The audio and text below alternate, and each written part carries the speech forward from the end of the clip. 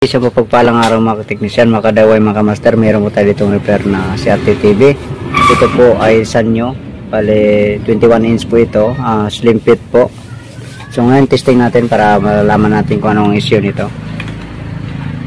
So saksak natin.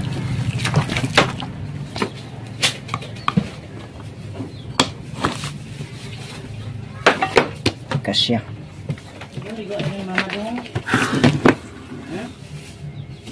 Bulian.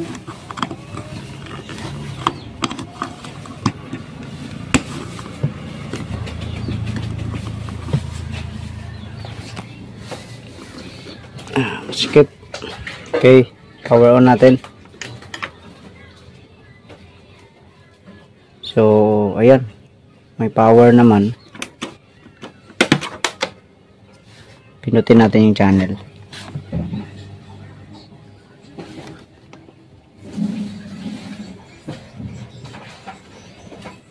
Ayun. So mag-on siya. Ayan. Ito yung lumabas. Ayan o, maliit ang picture. Ayan. Okay, sige, samahan nyo po ako. Ayusin po natin ito. Ito, at nabuksan na po natin. So marami pang nakabuk.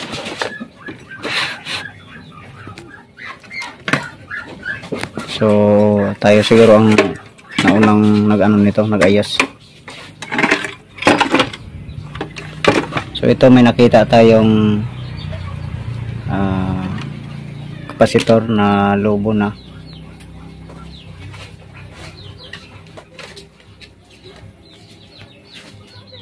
Ayan. So ito, may bloated na.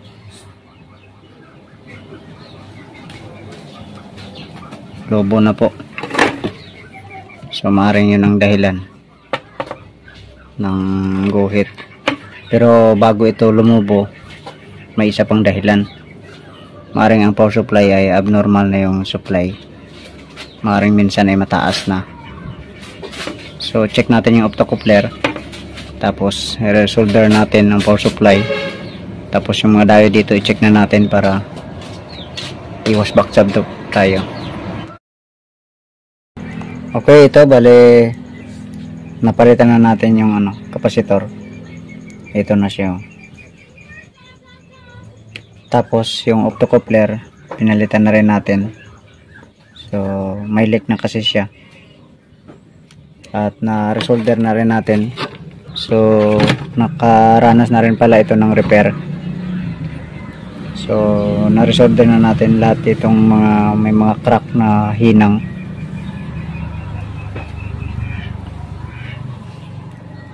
So ititesting na natin ito.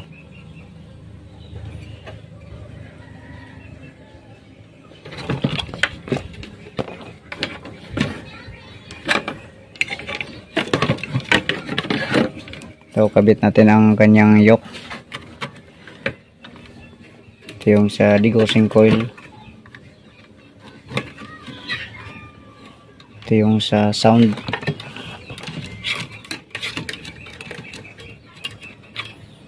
Plaster na natin.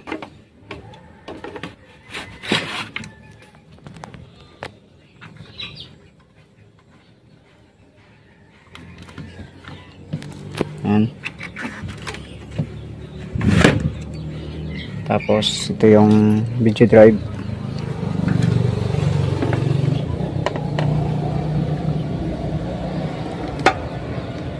Ayan. Okay, so iharap natin para matesting.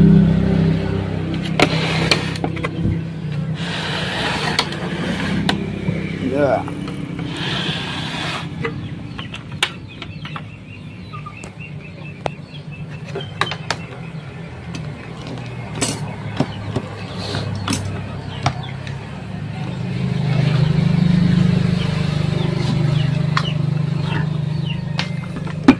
Tigas kasing outlet natin. Okay, saksak natin.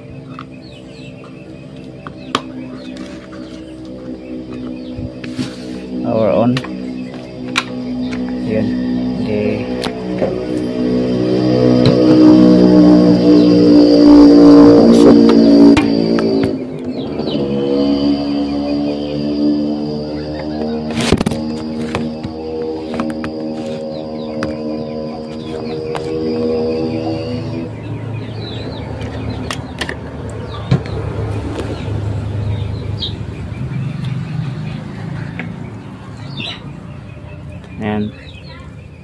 Oops, namamatay.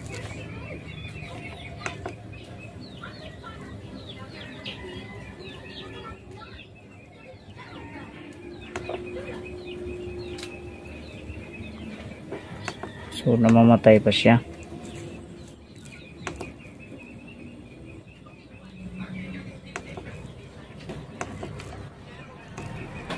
Ano pa kaya ang problema nito?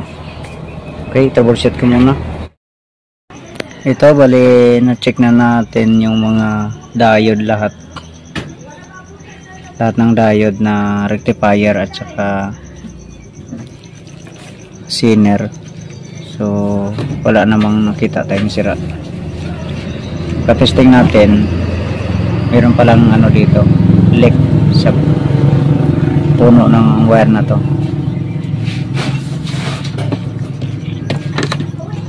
Ngayon testing natin ulit.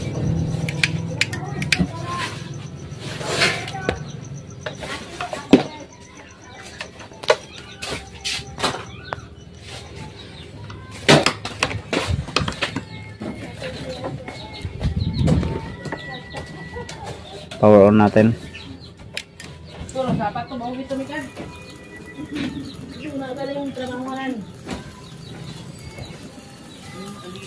Yan, so tuloy-tuloy na siya.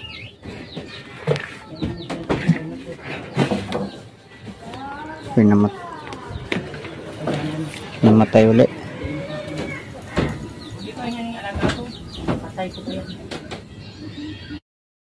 Ito, bali inabot na po tayo dito ng gabi. Kaya ito, may napansin ako dito, parang may nag-short yung hinang ko dito. Ito, nakabaser po tayo.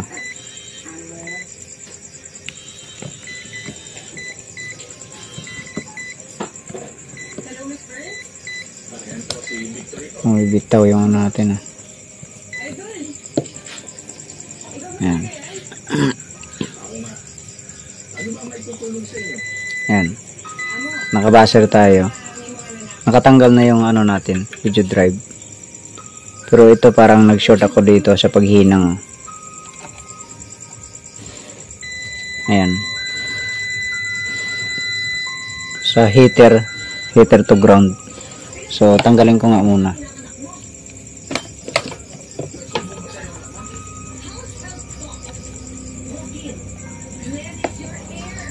Okay, check natin ulit.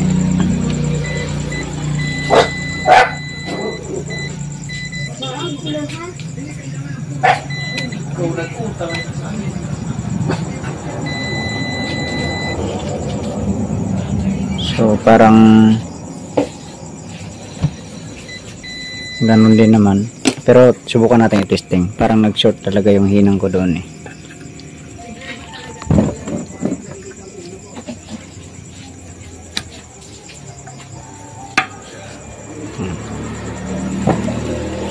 Sige, saksak natin.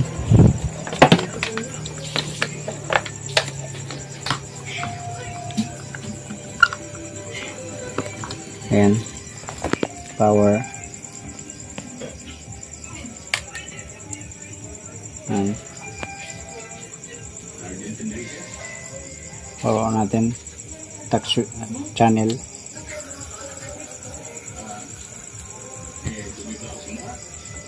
Ayun, shutdown pa rin. So hindi talaga doon sa ano na yun, hindi dito. Okay, hanap pa tayo. May nakita po tayong change value na resistor dito banda sa B plus nya, pinaka feedback nya. So pali ang value po niyan ay 100k. Ito po siya oh. At saka napalitan na rin pala natin. Pinalitan na natin yan. So ito yung 100k. So check natin. Ayan, 106. So medyo nag-adjust na siya. Kaya ngayon napalitan na natin. Sana ay tuloy-tuloy na ito. Okay, so ganyan lang natin. Tapos saksak natin. Ayun. So doon tayo focus sa ano na to, sa lid. Kasi pag pindot natin dito sa channel, hihina siya. Tapos dapat tuloy-tuloy 'yun. So pag once na bumalik uli siya sa malakas na ilaw, ibig sabihin nagpatay siya. So pindutin natin. Ayun.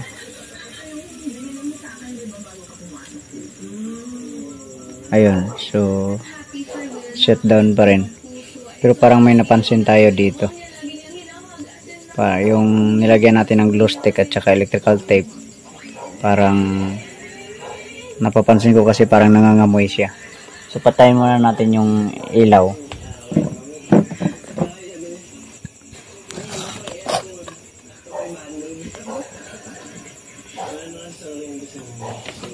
So hindi ko pailawin yung camera, yung ilaw ng camera. So i-off ko lang. So abang lang ako dito.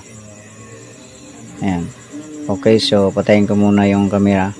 Tapos dito tayo mag-focus para makita natin kung anong resulta. Ayan. So pindutin ko. Ayun, no. Yan. Yan. Ulitin ko. Ayan, no. Gumagapang yung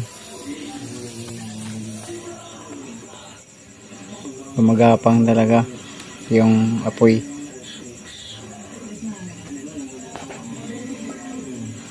So palitan natin ito ng playback. Hanapan natin ng playback. Ito may nahanap tayong playback. Sikin na lang din ito, pero sana okay pa. So ito yung luma niya, yung dati niya. So kabit ko muna ito. Okay, ito na kabit na natin. So hindi ko muna kinabit yung anode cap niya. So hang lang muna natin. Dito lang tayo mag-monitor sa indicator niya. Saksak natin. Ayun, umilaw. Tapos power on natin.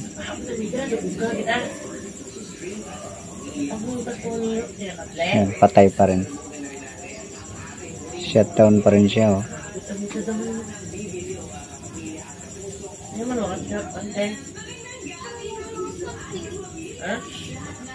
So ganun pa rin siya, shutdown.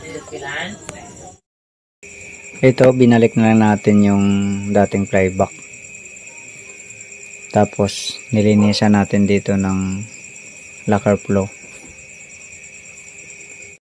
Kaya ito, nakita na natin yung protect niya, kaya yun na lang ang kinondem natin. So ipapakita ko lang yung pag-trace ko dito. So chinek ko naman lahat ng mga kapasitor dito sa secondary, dito sa supply sa mga system, supply sa vertical na kapasitor, sa B+ ay okay naman. So lahat dito okay naman. Tinest ko siya ng kapasitor tester actual. So ngayon dito ako pumunta sa kanyang heater. Sa heater, kaya ito naka-buzzer tayo. Yan. So ipapakita ko, ititrace lang natin ito para mas madali nyo kung masundan. So ito papunta dito sa resistor, papunta dito sa wire papuntang video drive sa taas. Ito. Tapos ito papunta rin dito. Dali lang. Ito. Yan. Ayan. So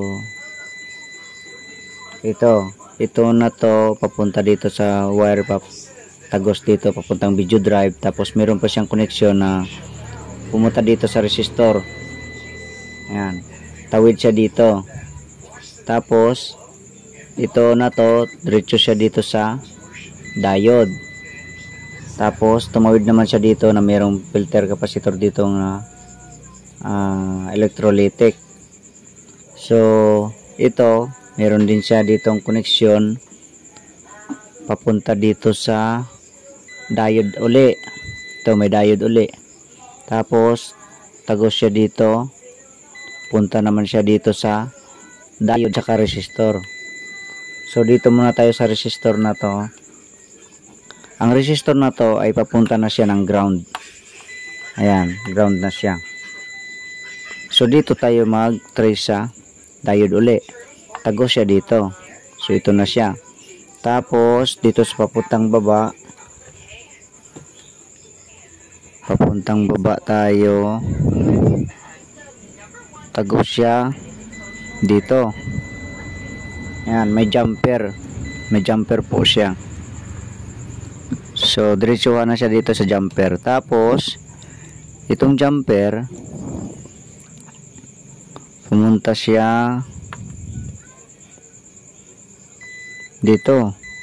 Ayun, merong jumper yata uli. Ayun, jumper uli. So dito tayo sa taas sa diode na to. So hindi kasi nahang ko na kasi dito. Nahang ko na yung jumper. So dito na ako mag-tap. Okay, so pag dating niya dito, punta yan siya dito ng system. Ayan, tapos yung isa pa uli sa baba, pumunta dito ng diode na naman, papunta dito sa transistor na to. Tapos may connection pa uli yan na diretso. Ayan, dito papuntang may diode uli, papunta na naman itong audio. Papuntang audio na naman to. So marami siyang pinuntahan, tatlong ka direction.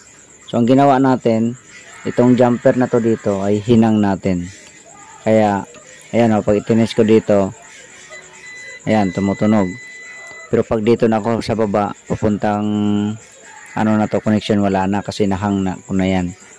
Pero pag dito ako mag-tap, ayan, connected yan. Ayan. So sana ay nasundan nyo ako. So mula dito may mga diode lang siyang pinuntahan. Pero yung isa lang dito na bali dalawang connection dito, ang isa ay resistor. So papunta na siya ng ground. So end na siya. So sa dito tayo sa diode, papuntang jumper. So yun ang ating hinang. Okay, ngayon testing na natin.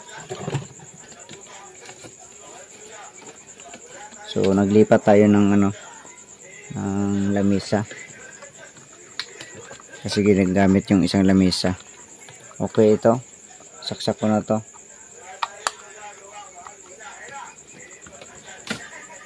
Ayan. So ayun to, mandar na siya.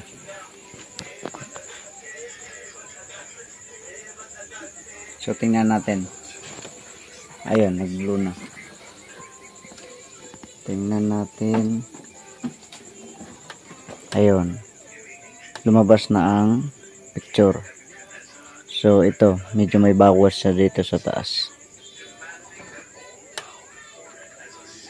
So siguro lalaki din naman yan. Ayan. So yun ang hinang natin. So sa malamang ang problema nito ay baka sa vertical mismo. So at least napaandar na natin. Okay, sige. Hanggang dito na lang video natin. God bless po sa inyong lahat. Tuloy-tuloy na siya, oh. Hindi na namamatay.